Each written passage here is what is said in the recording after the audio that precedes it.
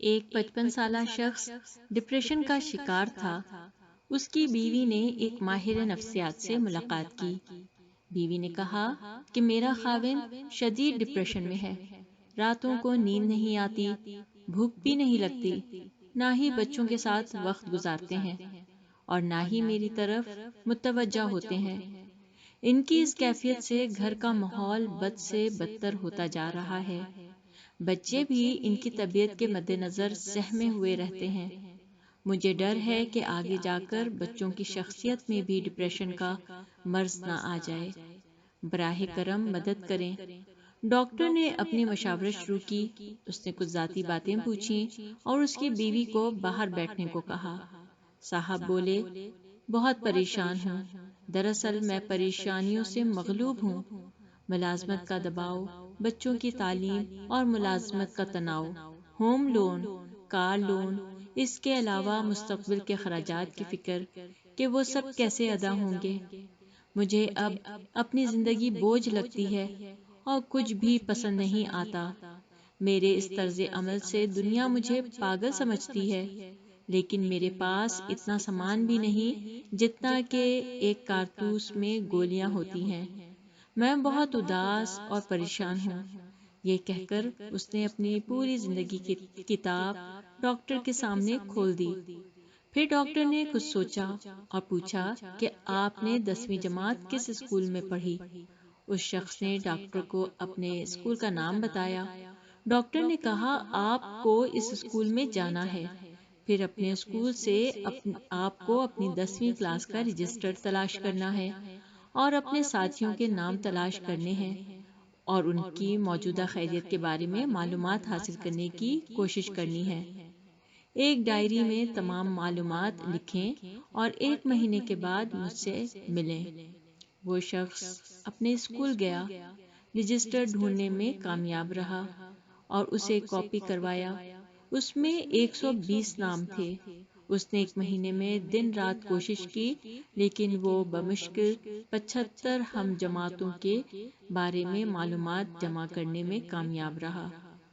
حیرت انگیز معلومات جو اس نے اکٹھی کی وہ یہ ہیں: ان میں سے 20 مر چکے تھے، 7 رنوے اور 13 طلاق یافتہ تھے۔ 10 ایسے نکلے جو کہ بات کرنے کے قابل بھی نہیں تھے۔ 6 اتنے امیر نکلے کہ اسے یقین ہی نہیں آیا۔ کچھ کینسر میں مبتلا تھے، کچھ فالج، ذیابیطس، دمہ یا دل کے مریض تھے۔ کچھ لوگ بستر پر تھے جن کے ہاتھوں، ٹانگوں یا ریڑھ کی ہڈی میں چوٹیں آئی تھیں۔ کچھ کے بچے پاگل، آوارہ یا بیکار نکلے۔ ایک جیل میں تھا۔ ایک شخص 2 طلاق کے بعد تیسری شادی کے چکر میں تھا۔ 1 ماہ کے اندر 10ویں جماعت کا یہ پرانا رجسٹر ساتھی طالب علموں کی زندگی کی اذیتیں اور تکالیف بیان کر رہا تھا۔ وہ شخص 1 مہینے کے بعد ڈاکٹر کے پاس واپس آتا ہے۔ ڈاکٹر نے پوچھا، اب بتاؤ تمہارا ڈپریشن کیسا ہے؟ وہ شخص سمجھ گیا کہ اسے کوئی موذی بیماری نہیں، وہ بھوکا نہیں، اس کا دماغ درست ہے، اسے عدالت، پولیس، وکلا کا کوئی مسئلہ نہیں۔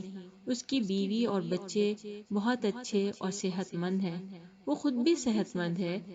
اس شخص کو احساس ہوا کہ واقعی دنیا میں بہت زیادہ دکھ ہیں اور وہ بہت سے اذیت ناک دکھوں سے محفوظ ہے۔ ڈاکٹر نے کہا، انسان خود کو سب سے زیادہ مظلوم اور مصیبتوں کا مارا ہوا سمجھتا ہے، جبکہ صورتحال مختلف ہوتی ہے۔ اس لیے سب سے پہلے تو آپ دوسروں کے ساتھ اپنا موازنہ نہ کریں۔ اگر پھر بھی کرنا پڑے تو ہمیشہ یہ دیکھیں کہ رب تعالیٰ نے آپ کو کن کن نعمتوں سے نوازا ہے اور کس کس مشکلات سے بچا کر رکھا ہے۔ اگر آپ کو بھی لگتا ہے کہ آپ ڈپریشن میں ہیں تو آپ کو بھی اپنے پرانے اسکول جانا چاہیے، 10ویں جماعت کے رجسٹر کی کھوج اور پرانے ساتھیوں کی تلاش میں اپنے پرانے ساتھیوں کے حالات معلوم کرنا چاہیے۔ ان ساتھیوں کی موجودہ زندگی کے بارے میں جاننا چاہیے، جو بچپن میں کس طرح کھلکھلا کر ہنستے تھے، بے فکری کی زندگی جیتے تھے، اونچے اونچے قہقہا لگاتے، موج مستیاں کرتے تھے، اور آج کس کس آزمائشوں سے گزر کر اپنی زندگی کے دن پورے کر رہے ہیں۔ فرق صرف یہ ہے کہ کوئی صبر و شکر سے دن کاٹ رہا ہے تو کوئی وابیلہ مچا کر ناشکرا بن کر دن کاٹ رہا ہے۔